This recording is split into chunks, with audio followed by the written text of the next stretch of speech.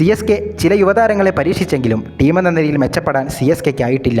ഇനിയുള്ള മത്സരങ്ങളിലെല്ലാം തുടർജയം നേടിയാലും പ്ലേ ഓഫിലെത്തുക CSKയ്ക്ക് കടുപ്പമായിരിക്കുമെന്ന് നിസ്സംശയം തന്നെ പറയാം. ഇക്കാര്യം ധോണി തന്നെ തുറന്ന് സമ്മതിച്ചിരിക്കുകയാണ്. മുംബൈക്കെതിരായ മത്സരത്തിലെ തോൽവിക്ക് ശേഷം ധോണി പറഞ്ഞത് ഇപ്പോൾ വൈറലായി മാറിയിരിക്കുകയാണ്. ഇത്തവണത്തെ മെഗാലേലത്തിന് ശേഷം CSKയുടെ ടീം കരുത്തിനെതിരെ വലിയ വിമർശനങ്ങൾ ഉയർന്നിരുന്നു. ടെസ്റ്റ് കളിക്കുന്ന താരങ്ങളെ ഉപയോഗിച്ച് കപ്പിലേക്കെത്താനുള്ള CSKയുടെ നീക്കത്തിനെതിരെ വലിയ വിമർശനം ആരാധകരടക്കം നടത്തിയിരുന്നു. ഇത് തെറ്റിയില്ലെന്ന് തെളിയിക്കുന്ന പ്രകടനമാണ് CSK ഈ സീസണിൽ കാഴ്ചവെച്ചുകൊണ്ടിരിക്കുന്നതും. 8 മത്സരത്തിൽ 2 മത്സരം മാത്രം ജയിച്ച CSKയ്ക്ക് ഇനി പ്ലേ ഓഫിലെത്തുകയെന്നത് വളരെ പ്രയാസം തന്നെയാണ്. ഇത് നായകനായ MS ധോണി തിരിച്ചറിയുന്നു എന്നതാണ് മറ്റൊരു വസ്തുത. ഞങ്ങൾ എന്തുകൊണ്ടാണ് മികച്ച ടീമായതെന്ന് തിരിച്ചറിയേണ്ടതായുണ്ട്. കാരണം ഞങ്ങൾ നല്ല ക്രിക്കറ്റായിരുന്നു കളിച്ചിരുന്നത്. അതേസമയം മോശം ക്രിക്കറ്റ് കളിക്കുന്ന സാഹചര്യത്തിൽ വൈകാരികമായി പെരുമാറിയിട്ട് കാര്യമില്ല. ഇതിനു മുമ്പും അനുഭവമുണ്ട്.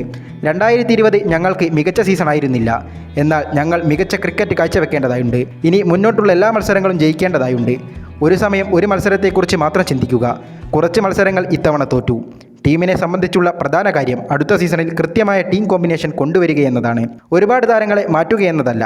പ്ലേ ഓഫിലെത്താൻ എന്താണ് വേണ്ടത് എന്നതിലാണ് കാര്യം.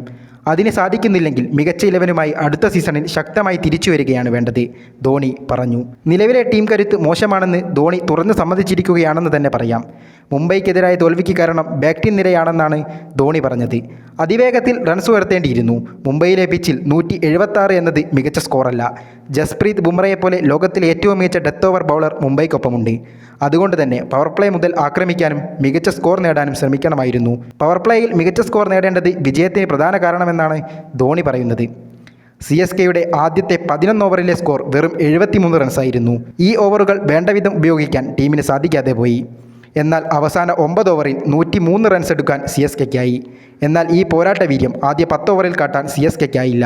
ശിവൻ ദുബെയും യുവതാരം ആയുഷ് മാത്രയും ഭേദപ്പെട്ട സ്ട്രൈക്ക് റേറ്റിലാണ് കളിച്ചത്. രവീന്ദ്ര ജഡേജ അവസാന ഓവറുകളിൽ കടന്നാക്രമിച്ചെങ്കിലും തുടക്കത്തിലെ ആക്രമണം നടത്താൻ സാധിക്കാതെ പോയി.